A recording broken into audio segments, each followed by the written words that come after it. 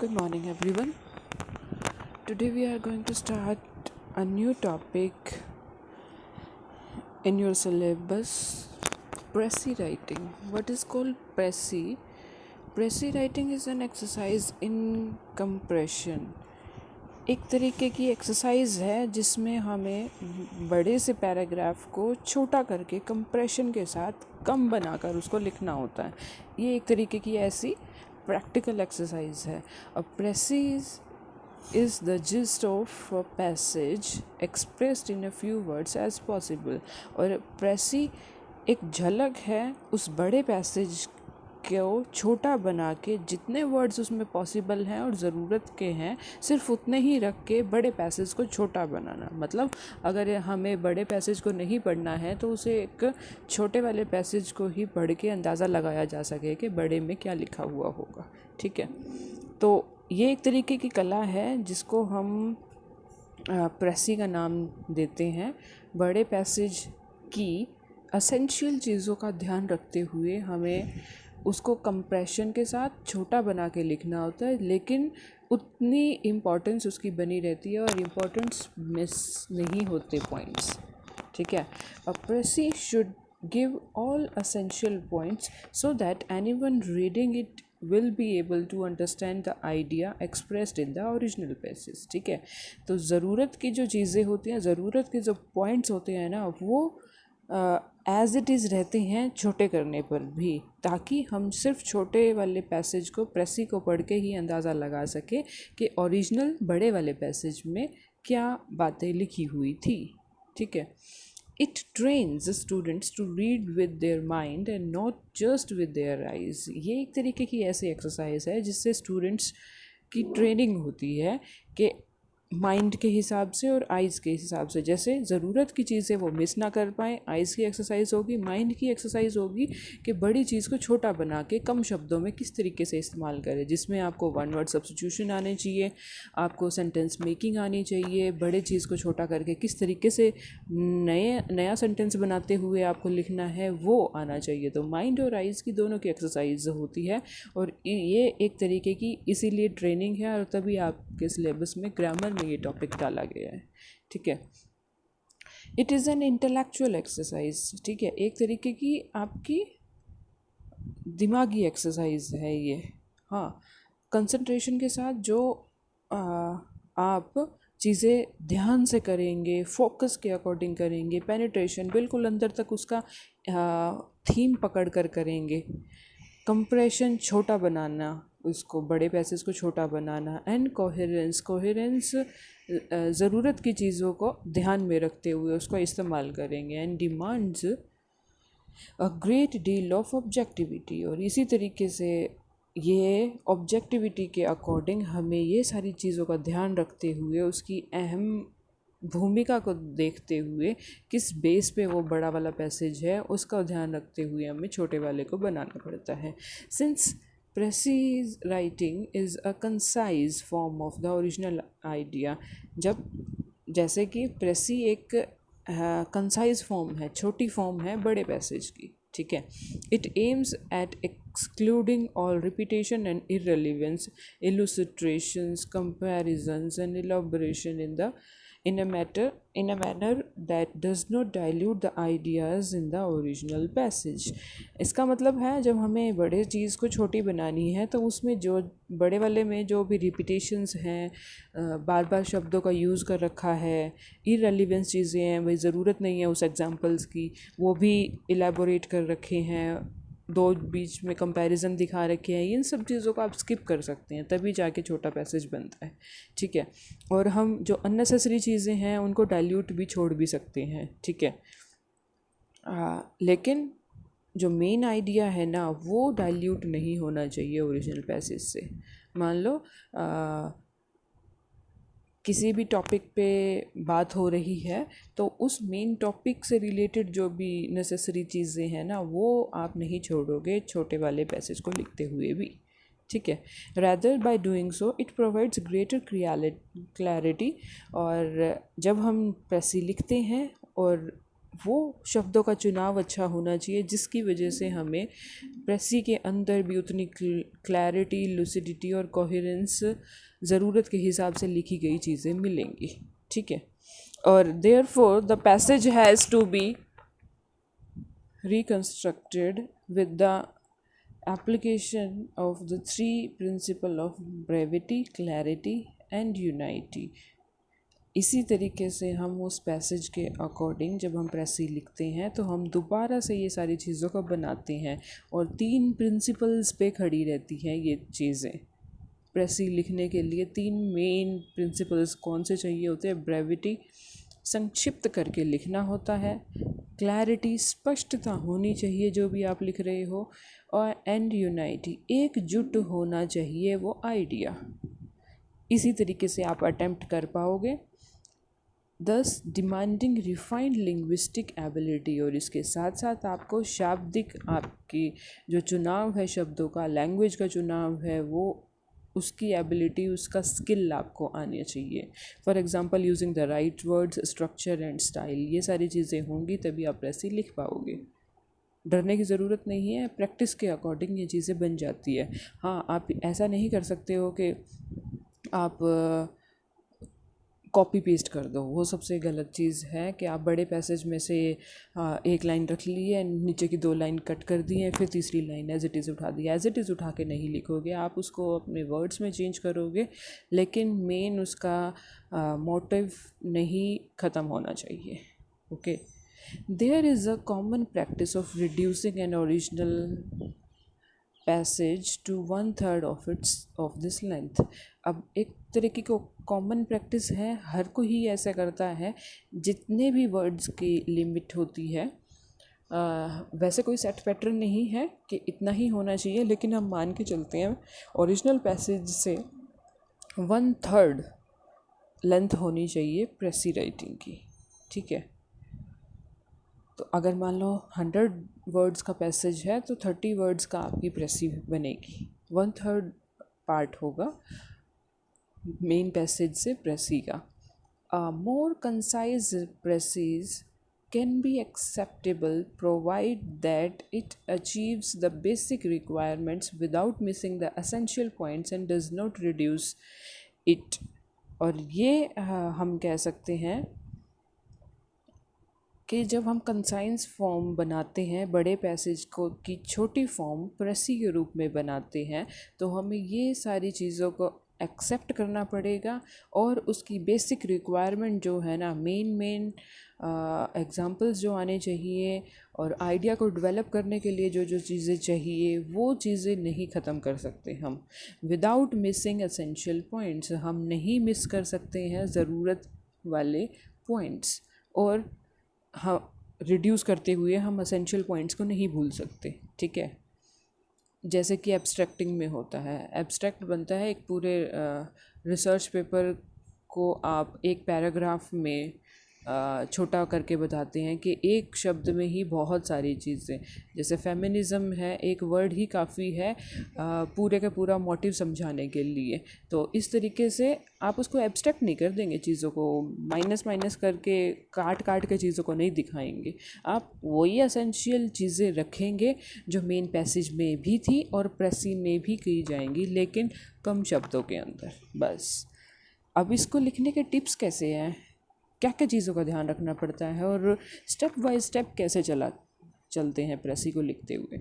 A good precis requires multiple reading of the passage. इसको लिखने के लिए सबसे पहले आपको जो मेन पैसेज लिखा जाएगा, उस मेन पैसेज को बार बार रीड करना पड़ेगा, ठीक है। रीड करने के बाद आपको अंदाज़ा लगेगा कि किस के ऊपर पैसेज लिखा गया है और इसमें ये चीज़ें इंपॉर्टेंट हैं और इन चीज़ों को रिपीटेशन कर रखा है। इस एग्जांपल को हम हटा भी सकते हैं।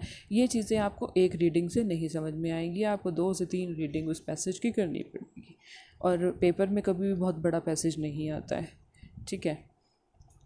Before attempting first draft, usually 3 readings and at least 1 draft is advised before making the final copy।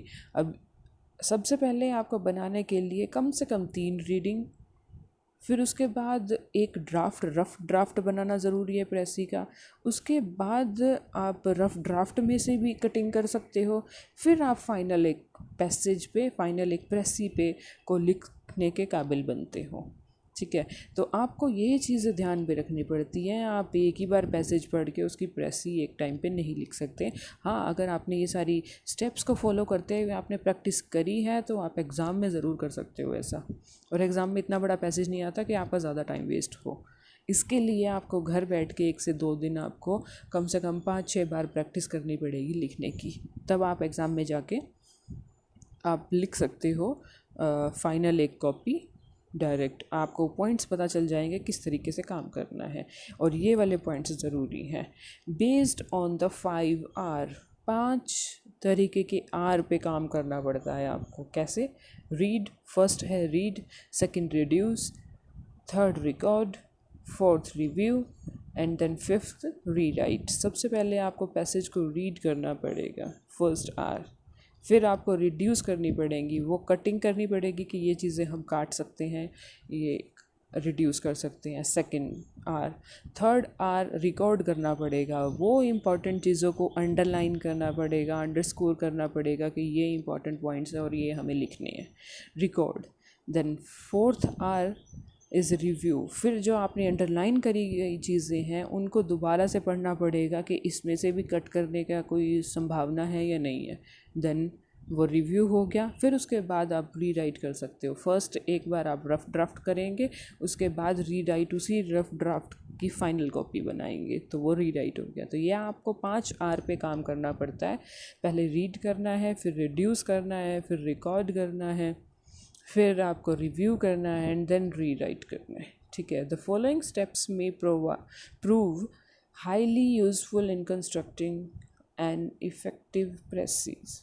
इसी तरीके से इन सारे स्टेप्स को फॉलो करते हुए ही आप एक अच्छी प्रेसी, इफ़ेक्टिव प्रेसी को बना सकते हैं, कंस्ट्रक्ट कर सकते हैं। ठीक है, फर्स्ट क्या है? Scan through the passage gathering a journal idea about the passage. सबसे पहले जो आपका पैसेज, ओरिजिनल पैसेज दिया गया है, उसको आप स्कैन करेंगे, मतलब रीड करेंगे, पढ़ेंगे और एक जर्नल आइडिया उसके अंदर किस तरीके की बात की गई है वो गेन करेंगे। ठीक है, then second, read the passage closely, understanding the familiar words, phrases, and allusion to identify the major essential ideas containing and deciding how its omission can affect the fundamental meaning of the passage। और फिर आप passage को read करके understand, समझ सकते हैं कि इनमें ये इस तरीके की फेमिलियर वर्ड्स और फ्रेजेस बार बार यूज़ करे गए हैं,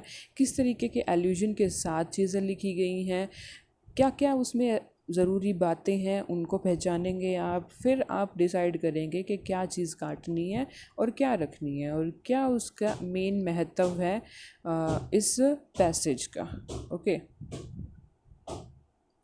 third one, underline these essential ideas. उसके बाद आप अंडरलाइन कर दीजिए जो जो आपने मेन चीज़ें रखनी है। Underline these essential ideas, differentiating how the other ideas are insignificant। ठीक है, मतलब आप वो सारे इम्पोर्टेंट चीज़ों को अंडरलाइन करेंगे और कि ये चीज़ें इम्पॉर्टेंट हैं, फिर उसमें से अलग अलग डिफ्रेंशिएट करेंगे कि दूसरे आइडियाज़ से ये अंडरलाइन करी गई चीज़ ये उतनी इम्पॉर्टेंट है या नहीं है। ठीक है, देन आप you can mark numbers for these points and reduce the length of the main passage। फिर उसके बाद आप अंडरलाइन करे गए लाइंस को मार्क कर सकते हैं कि फर्स्ट पॉइंट पे आप क्या लिखेंगे, सेकंड नंबर पर आप क्या लिखेंगे। तो आप उस अंडरलाइन करे गए आइडियाज़ को जो कि मेन पॉइंट्स आपके बनने वाले हैं, उन मेन पॉइंट्स को आप नंबरिंग दे देंगे। ठीक है, नंबरिंग देने के बाद आपको समझ में आ जाएंगी सिर्फ मुझे इतनी चीज़ें ही लिखनी है और इसके यही मेन पैसेज में से रिड्यूस करी जा सकती हैं चीज़ें। ठीक है, then fourth is re read these underscored marked numbered ideas quickly to record and review your selected material. ठीक है, इसके बाद आप फिर से रीड करेंगे जो भी आपने अंडरलाइन करी है, अंडरस्कोर करी है और मार्क करी है या नंबर्ड करी है उनको।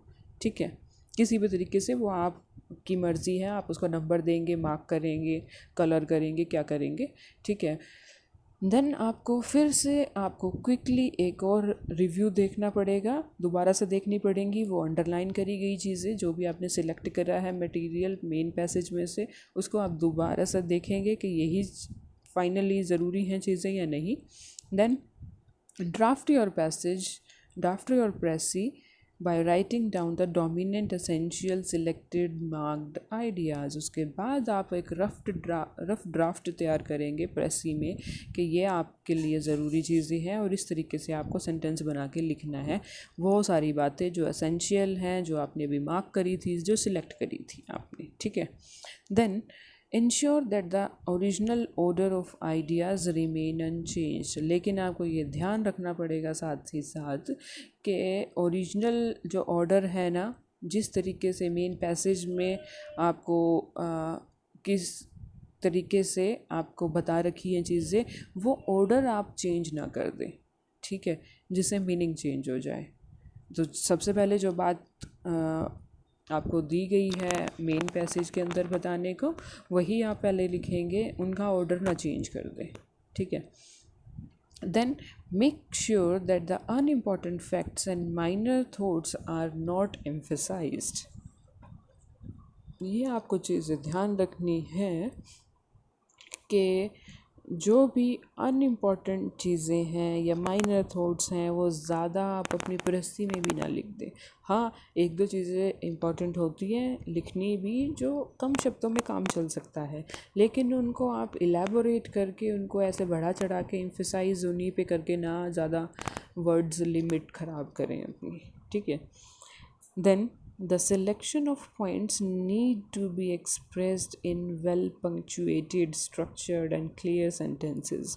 इसके बाद जो आपने सेलेक्ट कर रखे हैं पॉइंट्स, उसको जो आपने रफ ड्राफ्ट तैयार किया था वो देखेंगे दोबारा से कि वो सही ग्रामेटिकल ऑर्डर में हैं, क्लियर सेंटेंसेस बन रहे हैं, पंक्चुएशन आपने सही जगह पर इस्तेमाल करी है, उसका स्ट्रक्चर सही बन रहा है या नहीं।